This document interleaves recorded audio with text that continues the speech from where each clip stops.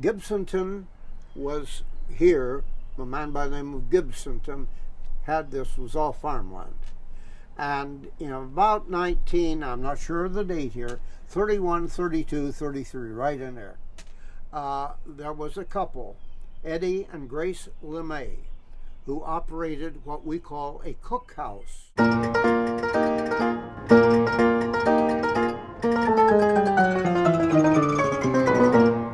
A cookhouse is a portable restaurant used on a fairgrounds, canvas covered wooden structure that serves meals.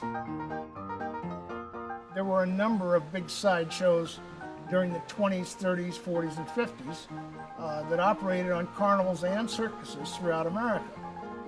These sideshows, for the most part, would winter down here and work on their equipment, and the people who worked for them, like I said, were very loyal to them. So anyway, not only were the circus people moving here and the carnival people who had rides and games and so on, they started moving here, but then also this then was the freak show operators, the big freak shows.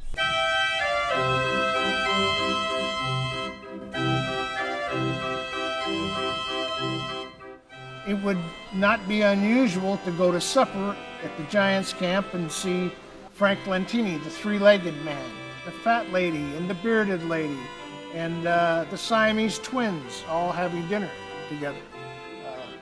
That was just what we considered normal society. You can imagine the uproar that would have caused if they had eaten in downtown Tampa. But here, they could be amongst their own. It didn't make any difference. We knew them, accepted them. They were our friends and our neighbors. The Giants camp became the place, and it was the only place between Tampa and Sarasota that was open late at night. And here is some young college people from Orlando, and they've been in Tampa, and they're going down to Sarasota. So they stopped at the Giants camp, and they went in to get a sandwich, but what did they see? Here is Johan Pedersen, the world's tallest man, 8 feet 4.5 inches tall. The lobster boy that had hands and feet like lobster claws. And then of course there was the tattooed ladies and the midgets and the dwarfs. These people all would come there every night with social hour.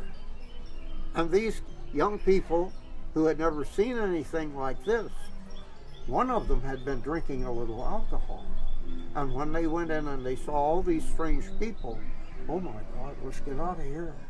And the boy that had been drinking said, I'll never take another drink in my life. They couldn't believe what they saw. But that was what Gibsonton had become.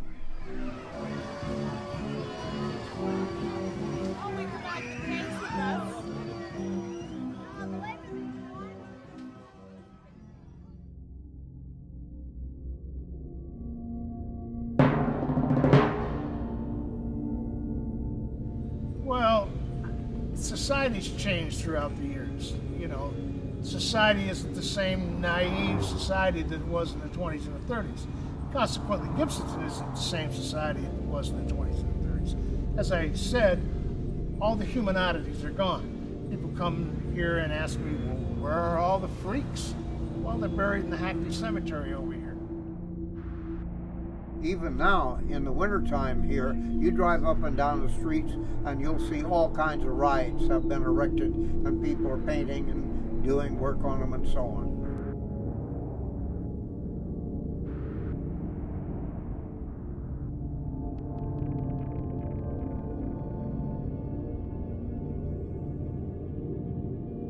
Well, circuses are dying down.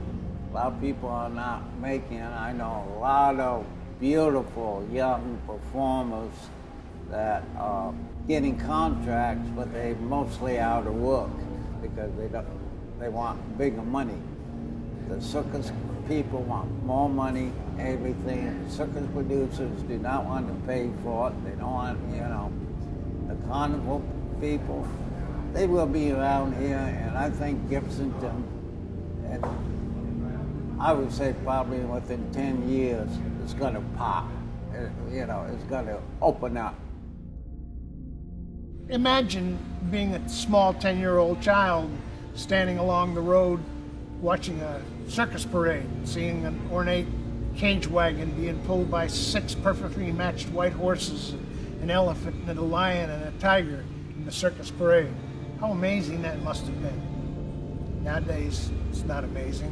We have the internet, we have iPhone, we have this. There is nothing intriguing in society today. Carnivals and circuses will last another generation, maybe 2, and then they'll be gone from the American landscape. It's just inevitable. It's the way history progresses.